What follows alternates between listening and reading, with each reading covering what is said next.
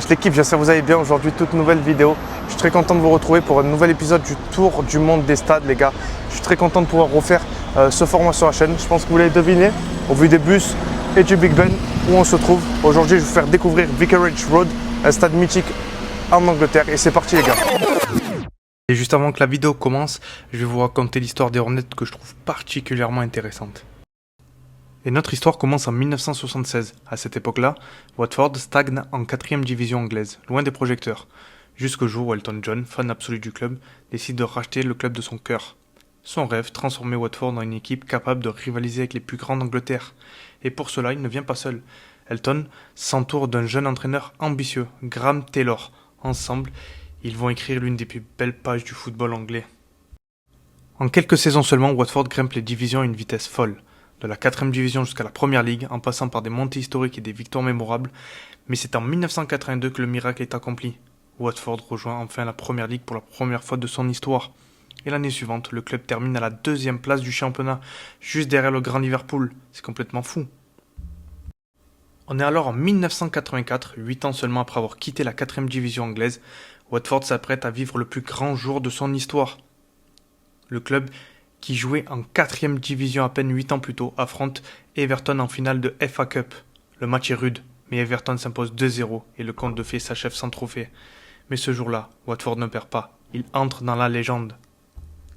Derrière cette aventure, il y a des visages, des histoires et surtout une étoile montante. John Barnes. Arrivé en 1981 en Angleterre, à seulement 17 ans, Barnes incarne la nouvelle génération du football anglais.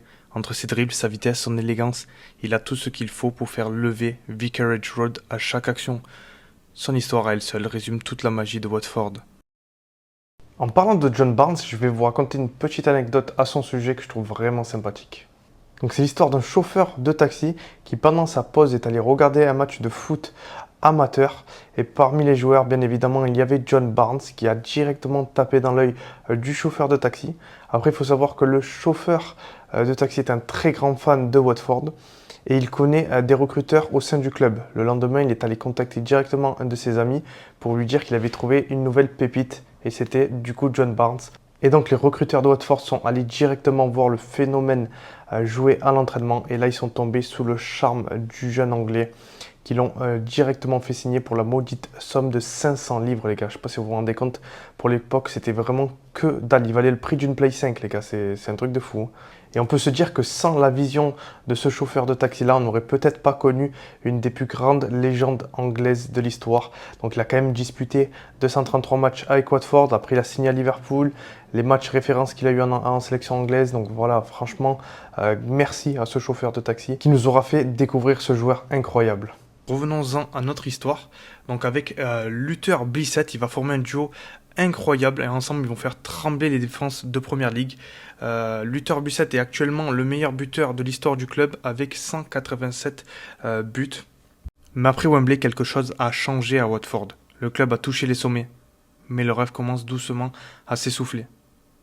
Les années passent, les cadres s'en vont, et en 1987, c'est au tour de Graham Taylor de quitter le club pour rejoindre Aston Villa. Pour Elton, c'est un coup dur. Son ami, l'homme qui a transformé Watford, s'en va.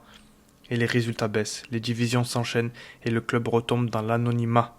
En 1987, Elton John décide lui aussi de quitter son club de cœur. Et puis 10 ans plus tard, le destin rejoue sa mélodie. En 1997, Elton John revient à la présidence. Et devinez qui il ramène avec lui? Graham Taylor, son ami. Les deux hommes vont reprendre leur aventure là où ils l'avaient laissé. Le duo magique est de retour, plus déterminé que jamais pour faire revivre Watford. Et en 2 saisons seulement, le club enchaîne 2 montées consécutives. De la 3e division à la Première Ligue encore une fois. 20 ans après la première ascension, l'histoire se répète. Et c'est en 2002 qu'il quitte définitivement la présidence, mais pas le club. À Vicarage Road, une tribune porte désormais son nom. The Sir Elton John Stand. Elton John a connu le succès, la gloire et les plus grandes scènes du monde, mais rien ne lui a jamais procuré les mêmes frissons que Watford.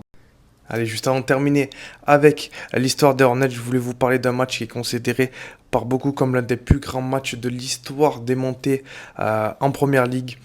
On est alors en mai 2013, Watford affronte Leicester à Vicarage Road pour le match retour des barrages. Leicester va obtenir un penalty dans les dernières secondes du match et la suite appartient à l'histoire. D'ailleurs, petite anecdote sur ce match. Regardez sur le banc des remplaçants qui on retrouve. Et oui, le jeune Harry Kane qui était alors prêté à Leicester par Tottenham en 2013. Franchement, c'est incroyable, je le savais vraiment pas. Le Français Anthony Knockert va rater son penalty grâce à 2 arrêts de Almunia. Contre-attaque éclair des Hornets et Troy Deeney qui va surgir et envoyer un ballon dans les filets et va faire exploser Vicarage Road. Et Watford va donc monter en Première Ligue. Et c'est grâce à ce match, entre autres, qui m'a fait découvrir Watford et Vicarage Road.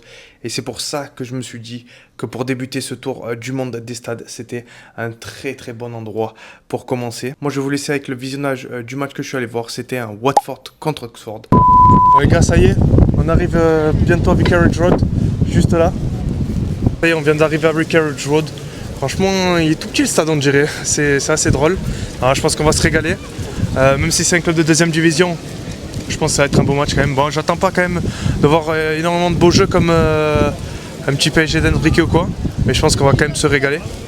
Et là, on va aller faire ce qu'on fait, le rituel, les gars. À chaque fois qu'on fait un nouvel épisode du tour du monde des stades, on va aller à la boutique officielle, se péter une petite écharpe. Ils ont mis les étoiles pour Elton Jones, qu'on rappelle, qui était le président de cette équipe. Donc c'est plutôt intéressant.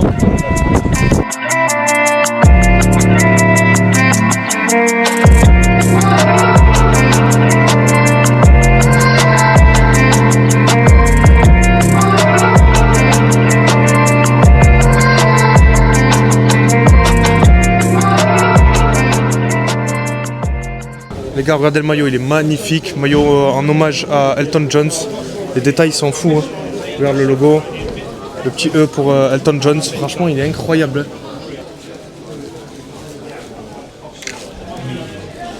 Franchement les gars, il est phénoménal à ce maillot. Le petit E. Je sais qu'il y a une abeille, ouais voilà. Une petite abeille juste là, franchement c'est plutôt pas mal. Incroyable les gars, petit maillot de Moussa Sissoko. Franchement, elle est là la légende. C'est parti, on va se prendre la petite écharpe pour la collection. J'aime bien celle-là. Celle-là elle est plutôt sympa. Il y a celle-là avec Graham Taylor. Incroyable aussi. Je pense qu'on va prendre celle-là. Hein. Elle est cool, non? 15 livres. C'est pas donné hein, dans ce pays, les gars. Ça y est, j'ai choisi la petite écharpe. Elle est plutôt pas mal. Avec le petit logo et les couleurs du club. C'est plutôt sympa. Franchement, elle va aller direct dans la collection, ça fait plaisir. Et regardez, juste derrière moi, il y a quoi? La petite fresque d'Elton John. Il a été président de ce club de 1976 à 1986. Ils sont montés de D4 anglaise en première division. Ils auront fait trembler toute la première ligue. Et franchement, ça fait plaisir de venir voir un match dans ce stade-là. Je pense qu'on va se régaler, les gars. Parce qu'il est vraiment mythique en Angleterre. Et on va faire un petit tour du stade et on va filmer l'entrée. Hein. Ça y est les gars, on y est. Les gars, on est arrivés. Franchement c'est incroyable. Hein, les stades à l'anglaise comme ça, on est au bord de la pelouse. On a une place juste là, tu peux filmer. Juste là où sont les deux collègues là.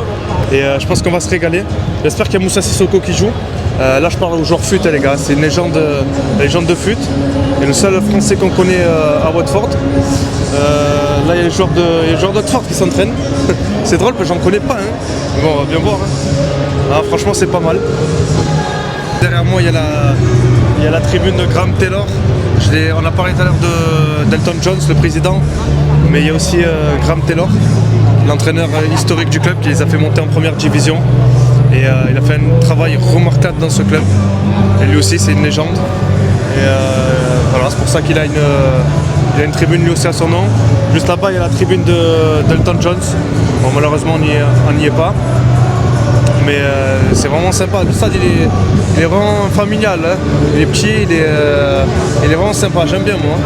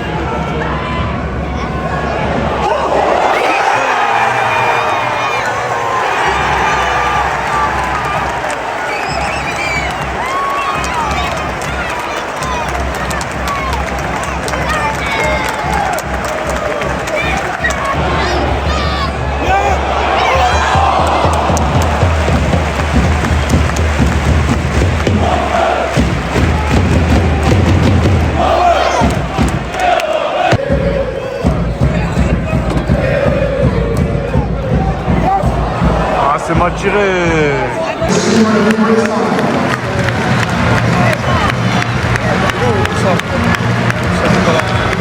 Bon les gars, on vient de rentrer à l'hôtel et franchement c'était une expérience assez incroyable. On va se débriefer vite fait ce match et franchement je m'attendais pas à ça, mais le niveau des deux équipes était vraiment pas mal. Bon, après, il y a eu quand même 2 buts à la 45e d'un défenseur de Watford. Je crie pas au script, mais voilà, les joueurs fut, on se sait. Et en termes d'ambiance, franchement, c'était plutôt pas mal. Que ce soit en termes de vue sur le terrain, franchement, c'est une expérience incroyable. J'étais vraiment derrière les ramasseurs de balles.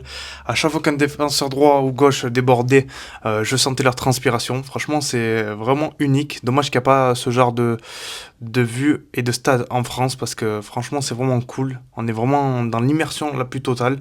Même il y a eu la petite mascotte aussi, je pense que je voulais filmer, qui mettait vraiment l'ambiance quand Watford attaquait de l'autre côté. Vraiment, c'est des choses qui manquent dans les stades français. C'est dommage qu'ils les mettent pas en place parce que ça rajouterait des trucs plutôt cool pendant les matchs. Par contre, j'étais déçu d'un truc, c'était avant le début du match, il n'y a aucun supporter de Watford qui chante dans la rue. Je m'attendais à ce qu'il y ait des chants ou quoi, et franchement non. Juste, ils étaient là en train de discuter avec les supporters adverses. C'est vraiment une scène unique. Ça, en France, c'est très très rare que ça arrive, mais là, ils étaient là, tranquilles, ils mangeaient un petit hot dog et ils discutaient entre supporters adverses. Donc franchement, c'est une scène assez incroyable. Les gars, j'espère que vous avez kiffé cette vidéo. En tout cas, dites-moi en commentaire dans quel stade vous voulez me voir pour la prochaine fois. Parce que j'ai pas mal d'idées dans la tête. Mais je suis quand même preneur. Si vous avez des petits stades ou quoi, où il y a une ambiance de fou, moi je suis chaud. Dites-moi en commentaire. Et voilà, donc n'hésitez pas à liker. Et à vous abonner aussi les gars, c'est très très important. Et moi je vous dis à la prochaine. Prenez soin de vous. C'était Reken. Ciao.